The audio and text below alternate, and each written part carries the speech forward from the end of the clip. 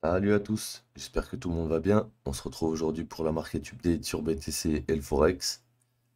Donc avant de commencer, vu que Noël arrive, je voulais vous dire sur Discord, on organise des giveaways toutes les semaines. Donc si ça vous intéresse, n'hésitez pas à passer sur le Discord. Le lien est dans la description. Du coup, on revient à l'analyse. Donc hier on s'était quitté dans cette zone, hein, on est au même endroit qu'hier. Donc ce qu'on voit actuellement, c'est que cette impulsion a été touchée les 38,2 de la leg générale. Là, le retracement est venu au 38,2 de cette leg qui monte. Donc je m'attends à 1, 2, 3 vers le bas, toujours. Si on me sort ici, bon bah rip. Mais je pense pas qu'on va me sortir. Honnêtement, je pense pas qu'on va me sortir. Là, mon but c'est de sortir aux 50% de Fibo.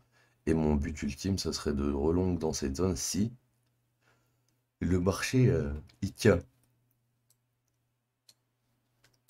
Parce que là, potentiellement, on peut avoir un choche. D'accord?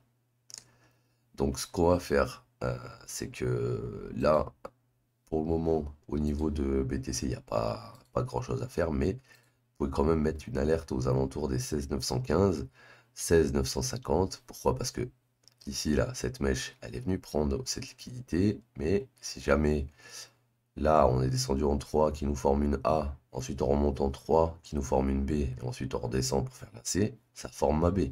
Et là, on avait notre A précédente. Donc, potentiellement, ce que je vois sur le BTC, là, c'est que on est en petit range avant de faire la dernière leg pour finir la B. Si on casse au-dessus, on ira sûrement faire la C, mais du coup, ça voudrait dire que la B a touché que 38,2 et donc la C va être très très puissante vers le haut. Ce qui m'étonnerait. Du coup, je m'attends vraiment à ce qu'on dippe un peu plus bas quand même. Surtout que sur cette leg là qui est montée, on n'a pas pris la mèche encore. On est juste revenu dans le bas de la mèche, genre comme si c'était une POI, bim, on rebondit. Et là, on n'a pas réussi à aller plus haut. Du coup, je pense ça peut fail et aller plus bas. Donc pour BTC, ça n'a pas changé. Attendre que ça drop dans cette zone. Si ça remonte un peu plus haut, peut-être le reprendre en short pour aller dans cette zone. Mais sinon, tendu. Donc on va aller faire Euro USD et GBP USD. Donc qu'est-ce qu'on a de beau? Ouah, ça bouge pas, hein. Le marché là, pas bougé, c'est grave. Ça fait une semaine, j'ai l'impression, il est sous cette résistance. C'est pas, j'ai l'impression, hein, ça fait depuis le 16. Ouais, ça fait une semaine. Ça fait une semaine. Donc lui, ça n'a pas changé, les gars. Tout ce qui est au-dessus de cette liquidité, ça peut être tapé, oui, pour retourner après plus bas. Là, ce qu'ils sont en train de créer, ils sont en train de juste bait, parce qu'au final, les mèches sont égales, donc on va les shifter, quoi qu'il arrive. Donc sur l'euro USD, bien attendre que le retour dans cette zone, et une fois que le retour est venu bien dans cette zone, voir le changement de price action, ok? GBP USD, il a choche hier, donc vu qu'il a choche, je m'attends à un retest. Bearish. Donc, on va peut-être être bullish court terme pour nous faire un truc comme ça avant de redescendre. Parce qu'il a break la structure ici vers le haut et la rebreak vers le bas ici. Donc, actuellement, retest bearish attendu sur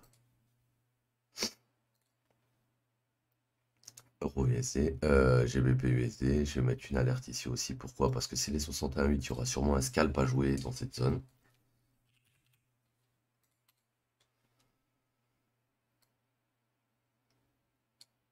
Et surtout, la dernière liquidité qui est là, à bien identifier.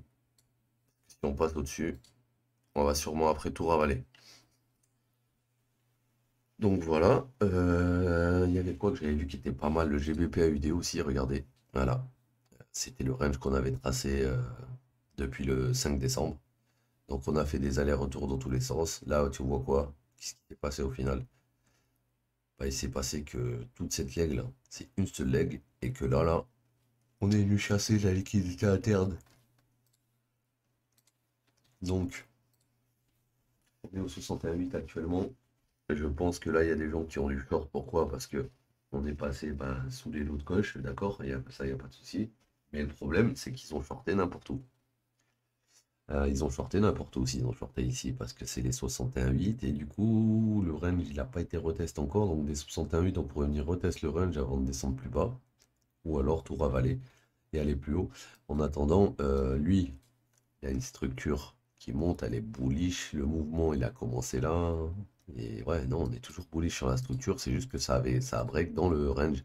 Donc lui, ça aurait été judicieux de le shorter dans cette zone-là, tu vois, dans la grosse zone du haut. Et c'était légitime, entre guillemets, de le long dans la zone du bas. Et il y avait de beaux plays à jouer, hein.